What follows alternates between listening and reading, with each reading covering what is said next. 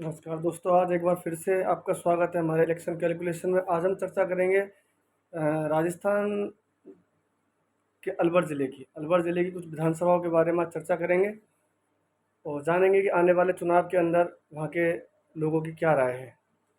सबसे पहले हम चर्चा करते हैं अलवर शहर की। अलवर शहर की जनता क्या चाहती है? तो अगर बात करें अलवर शहर की, तो 1980 से अब तक 5 बार बीजेपी और 3 बार कांग्रेस के प्रत्याशियों ने यहाँ पर जीत हासिल की है। मतलब अलवर शहर के अंदर अधिकतर जो पॉपुलेशन है वो बीजेपी को लाइक करती है। यहाँ पे पार्टी के वोट ज़्यादा हैं, ये हमने महसूस किया है लोगों से चर्चा के बाद में। अगर बात करें 2018 चुनाव की, तो 2018 के अंदर संजय शर्मा जी बीजेपी ने यहाँ पर जीत हासिल की थी। उन्होंने कांग्रेस पार्टी के श्वेता सैनी को हराया था। लगभग 38% वोट यहाँ पे श्वेता सैनी को मिले थे, जबकि 51% वोट यहाँ पे संजय शर्मा जी को मिले थे। इससे पहले अगर 2013 की बात करें तो यहाँ बनवारी लाल सिंघल विधायक थे बीजेपी पार्टी से, और उन्होंने कांग्रेस के नरेंद्र शर्मा को हराया था। और ये लगभग जो जीत का मार्जिन था 62,229 वोटों से बनवारी लाल सिंघल ने जीत हासिल की थी। लेकिन 2018 में उनको टिकट ना देके बीजेपी ने संजय शर्मा को टिकट दिया। संजय शर्मा ने भी यहाँ से जीत हासिल की, लेकिन थोड़ा जीत का मार्जिन कम हुआ और 22,008 वोटों से उन्होंने जीत हासिल की। अब आने वाले 2023 विधानसभा में अलवर की क्या स्थिति रहेगी, अलवर की जनता का क्या मूड है, उसके बारे में अगर चर्चा करें। अलवर से भंवर जितेंद्र सिंह जी हैं, कांग्रेस के काफ़ी कद्दावर नेता हैं और सांसद के चुनाव लड़े थे, लेकिन जीत नहीं पाए थे पिछली बार। अब अगर बात करते कांग्रेस पार्टी भंवर जितेंद्र सिंह को अलवर शहर से विधायक का चुनाव लड़ाती है और वो चुनाव लड़ते हैं, तो उस स्थिति में अलवर शहर के अंदर बीजेपी और कांग्रेस में काफ़ी कांटे की टक्कर देखने को मिलेगी। हो सकता है इस स्थिति में कांग्रेस सीट निकाल सकती है। अन्यथा अगर कांग्रेस किसी अन्य उम्मीदवार को अलवर शहर से उम्मीदवार घोषित करती है, तो अलवर शहर की सीट बीजेपी के खाते में ही जाएगी। ये अलवर शहर की जनता का मूड है। अलवर शहर की जनता से जो चर्चा हुई उसमें ये निकल के आया कि यहाँ पर अधिकतर लोग प्रत्याशी के बजाय बीजेपी पार्टी को पसंद करते हैं। अब अगर चर्चा करते हैं अलवर ग्रामीण की, तो अलवर ग्रामीण से 2018 चुनाव के अंदर टीकाराम जूली ने जीत हासिल की थी। इन्होंने बीजेपी पार्टी के रामकृष्ण मेघवाल को हराया था। 49% वोट टीकाराम जूली ने हासिल किए थे, जबकि 34% वोट बीजेपी प्रत्याशी ने हासिल किए थे। 26,477 वोटों से टीकाराम जूली ने जीत हासिल की थी। अलवर ग्रामीण विधानसभा का अगर गणित देखें तो यहाँ से 5 बार कांग्रेस और 4 बार बीजेपी ने 1980 से अब तक जीत हासिल की। मतलब दोनों पार्टियों का ठीक वर्चस्व है। पार्टी के वोट दोनों के लिए बराबर है, लेकिन कैंडिडेट्स जिस तरह बदलते हैं, चुनावी मुद्दे बदलते हैं, उसके अनुसार यहाँ पर प्रत्याशी पार्टियों की जीत हो जाती है। अब अगर बात करते हैं 2013 की, तो 13 में यहाँ बीजेपी के जयराम जाटव ने 26,799 वोटों से कांग्रेस के टीकाराम जूली को हराया था। जयराम जाटव ने 43% वोट हासिल किए थे 2013 में, और 24% वोट टीकाराम जूली को प्राप्त हुए थे। अब अगर आने वाले चुनाव की बात करें तो टीकाराम जूली एक ज़मीन से जुड़े हुए कार्यकर्ता हैं। जिला परिषद सदस्य रहे, उसके बाद जिला प्रमुख बने और फिर विधायक का चुनाव लड़े। एक बार हारे, एक बार विधायक बने, तो फिर उन्हें कांग्रेस पार्टी ने श्रम मंत्री का कार्यभार दिया और अलवर ज़िले को इस समय लीड कर रहे हैं एज ए मिनिस्टर के रूप में। काफ़ी अच्छा वर्क किया है। तो अलवर ग्रामीण की जनता से जब हमने चर्चा की तो निकल के आया यहाँ पर टीकाराम जूली को लोग पसंद करते हैं, उनके कामों से लोग संतुष्ट हैं और लोग चाहते हैं कि वो दोबारा भी टीकाराम जूली के साथ रहेंगे। अगर कांग्रेस पार्टी टीकाराम जूली को अलवर ग्रामीण से दोबारा उम्मीदवार बनाती है तो टीकाराम जूली चुनाव जीत सकते हैं। वैसे अगर बात करें अलवर ग्रामीण की, तो बीजेपी भी अपना उम्मीदवार यहाँ से चेंज करेगी, जबकि कांग्रेस टीकाराम जूली को रिपीट कर सकती है। ऐसी स्थिति में देखते हैं बीजेपी किस उम्मीदवार को यहाँ से टिकट देती है अलवर ग्रामीण से, ताकि टीकाराम जूली की स्थिति अलवर ग्रामीण से वर्तमान स्थिति को देखा जाए तो मजबूत है। इसके बाद हम बात करते हैं तिजारा विधानसभा की। तिजारा विधानसभा की अगर बात करें तो यहाँ पे 1980 से अब तक 4 बार कांग्रेस और 3 बार बीजेपी पार्टी ने जीत हासिल की है। 2018 के अंदर यहाँ से बसपा के प्रत्याशी संदीप यादव ने भी जीत हासिल की है। अगर दोनों पार्टियों का गणित देखें तो 2018 के अंदर संदीप यादव बसपा से खड़े हुए थे, दुर्रू मियाँ कांग्रेस से खड़े हुए थे, इसके अलावा संदीप दायमा बीजेपी पार्टी से खड़े हुए थे। बसपा के जो संदीप यादव थे उन्होंने 32% वोट, दुर्रू मियाँ ने 30% वोट और संदीप दायमा ने 23% वोट हासिल किए थे। 4,457 वोटों से यहाँ पर बहुजन समाजवादी पार्टी के संदीप यादव ने जीत हासिल की थी। दूसरे नंबर पे यहाँ पर कांग्रेस पार्टी के दुर्रू मियाँ रहे थे। अगर 2013 विधानसभा की बात करें तो 2013 विधानसभा में यहाँ से बीजेपी पार्टी के मास्टर मामन सिंह ने जीत हासिल की थी। उन्होंने 37,994 वोटों से जीत हासिल की थी। 48% वोट यहाँ पर मास्टर मामन सिंह को बीजेपी के टिकट से मिले थे। जबकि दूसरे नंबर पर यहाँ पर फजल हुसैन बहुजन समाजवादी पार्टी से रहे थे। तीसरे नंबर पर दुर्रू मियाँ रहे थे 2013 के अंदर। 22% वोट फजल हुसैन को मिले थे और 20% वोट दुर्रू मियाँ जी को मिले थे 2013 में। वर्तमान स्थिति आने वाले चुनाव का अगर गणित देखें कि तिजारा से क्या स्थिति रहने वाली है, तो तिजारा विधानसभा की अगर 2023 विधानसभा चुनाव के लिए बात करें तो यहाँ पर जो जनता है वो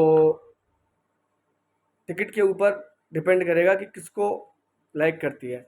अगर कांग्रेस पार्टी दुर्रू मियाँ को टिकट देती है तो इस स्थिति में दुर्रू मियाँ काफ़ी मजबूत स्थिति में दिखेंगे। लेकिन अगर यहीं बीजेपी पार्टी मास्टर मामन सिंह को दोबारा उम्मीदवार बनाती है तो यहाँ मास्टर मामन सिंह भी काफ़ी मजबूत उम्मीदवार के रूप में दिखाई देंगे। इसके अलावा बात करें अगर कांग्रेस पार्टी संदीप यादव जिस तरह की बसपा से कांग्रेस को समर्थन दे दिए हैं, तो अगर कांग्रेस पार्टी संदीप यादव को उम्मीदवार बनाती है तो ऐसी स्थिति में और बीजेपी पार्टी मास्टर मामन सिंह को उम्मीदवार बनाती है तो मास्टर मामन सिंह तिजारा विधानसभा से अब की बार ये चुनाव में आगे रहने की पूरी संभावना है, जो जनता ने बताया उसके हिसाब से। अगर कांग्रेस पार्टी दुर्रू मियाँ को उम्मीदवार बनाती है और बीजेपी पार्टी मास्टर मामन सिंह को उम्मीदवार बनाती है और संदीप यादव इस चुनाव में फिर भी खड़े होते हैं, तो उस स्थिति में बीजेपी और कांग्रेस में काफ़ी करारे की टक्कर देखने को मिल सकती है। अगर बीजेपी कांग्रेस का गणित देखें तो दुर्रू मियाँ की अनुपस्थिति के हिसाब से यहाँ पर बीजेपी आगे है। अगर दुर्रू मियाँ कांग्रेस से चुनाव लड़ते हैं तो यहाँ पर बीजेपी और कांग्रेस में काफ़ी अच्छी टक्कर है। तो उस स्थिति से अगर देख के चले तो हम तिजारा की सीट इस बार बीजेपी के लिए ज़्यादा सुकून भरी मानते हैं। अगर बात करें अलवर ज़िले की कठुमर विधानसभा की, तो कठुमर विधानसभा से यहाँ 2018 के अंदर कांग्रेस पार्टी के बाबूलाल बैरवा ने जीत हासिल की थी, जबकि इन्होंने बीजेपी के बाबूलाल मैनेजर को हराया था। तीसरे नंबर पर यहाँ रमेश कीची जो कि कांग्रेस से टिकट नहीं मिलने के कारण नाराज़ होकर निर्दलीय चुनाव में खड़े हुए थे, वो तीसरे नंबर पर रहे थे। तीनों प्रत्याशियों में काफ़ी अच्छा मुकाबला हुआ था। 37% वोट बाबूलाल बैरवा को मिले थे, जबकि 27% वोट यहाँ से बाबूलाल मैनेजर को मिले थे। 23% वोट रमेश खींची को मिले थे। 14,168 वोटों से यहाँ पर बाबूलाल बैरवा ने जीत हासिल की थी। अगर 1980 से अब तक का गणित देख के चले 3 बार कांग्रेस और 3 बार बीजेपी ने यहाँ पर जीत हासिल की है। मतलब कठुमर की जनता का मिजाज भी कुछ ऐसा ही दिखता है जैसे राजस्थान में एक बार कांग्रेस और एक बार बीजेपी आती है।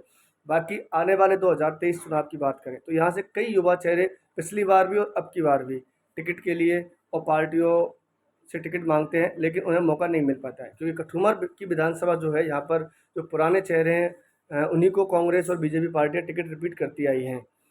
अब की बार अगर बात करें तो बाबूलाल बैरवा जो कि शायद इस बार चुनाव ना लड़ें, तो ऐसी स्थिति में वो अपने सुपुत्र के लिए कठुमर विधानसभा से टिकट की मांग कर रहे हैं। लेकिन अगर कांग्रेस पार्टी बाबूलाल बैरवा के पुत्र को टिकट देती है और कांग्रेस से बाबूलाल बैरवा खुद टिकट नहीं लेते हैं, उस स्थिति में बीजेपी पार्टी किसे टिकट देती है? अगर रमेश कीची बीजेपी से टिकट मांग रहे हैं, अगर रमेश कीची को बीजेपी पार्टी टिकट देती है तो ऐसी स्थिति में कठुमर विधानसभा की जनता की से जो हमने बात की, हमारे जो रिपोर्टर हमारे जो सर्वेयर थे उन्होंने बात की, उसके हिसाब से यहाँ पर उस स्थिति में रमेश कीची कांग्रेस से आगे रहेंगे अगर वो बीजेपी से चुनाव लड़ते हैं तो। अगर वहीं रमेश कीची कांग्रेस पार्टी से चुनाव लड़ते हैं तो ऐसी स्थिति में यहाँ पर रमेश कीची कांग्रेस से भी आगे रहेंगे। कहने का मतलब है अगर रमेश कीची कांग्रेस या बीजेपी दोनों में से किसी भी पार्टी से टिकट लेके आते हैं, दोनों में से कोई भी पार्टी रमेश कीची को टिकट देती है, तो ऐसी स्थिति में कठुमर विधानसभा क्षेत्र से रमेश कीची अन्य उम्मीदवारों से काफ़ी आगे रहेंगे। लेकिन इसके इतर अगर कांग्रेस और बीजेपी दोनों ही पार्टियां रमेश कीची को टिकट नहीं देती हैं, उस स्थिति के अंदर कठुमर विधानसभा की क्या स्थिति रहेगी, इसके बारे में अगर हम बात करें तो ऐसी स्थिति में अगर कांग्रेस बाबूलाल जी के सुपुत्र जो रोहितास जी हैं उनको अगर टिकट देती है और बीजेपी पार्टी से मंगल राम कोली हैं, पिछली बार लड़े थे बाबूलाल मैनेजर। तो मीडिया रिपोर्ट्स के मुताबिक और जहाँ तक हमें जानकारी है, अब की बार बीजेपी पार्टी तो अपना टिकट चेंज करेगी, ये तो शायद कन्फर्म ही है। लेकिन टिकट चेंज करके किसको देती है? तो यहाँ से मुन्नी देवी हैं, राजेश जाटव हैं, जो बीजेपी से टिकट मांग रहे हैं, मंगल राम कोहली भी हैं, लेकिन मंगल राम कोहली को कई मौके मिल चुके हैं। तो शायद इस बार कोई नया चेहरा ही बीजेपी से आएगा। रमेश खींची प्रबल दावेदार माने जा रहे हैं, लेकिन अगर रमेश खींची को बीजेपी से टिकट नहीं मिलता है तो रमेश खींची कांग्रेस से भी टिकट लेके आ सकते हैं। दोनों ही पार्टियों से रमेश खींची किसी भी पार्टी से टिकट लेके आ सकते हैं, कांग्रेस या बीजेपी से, ऐसी हमारे पास खबर है।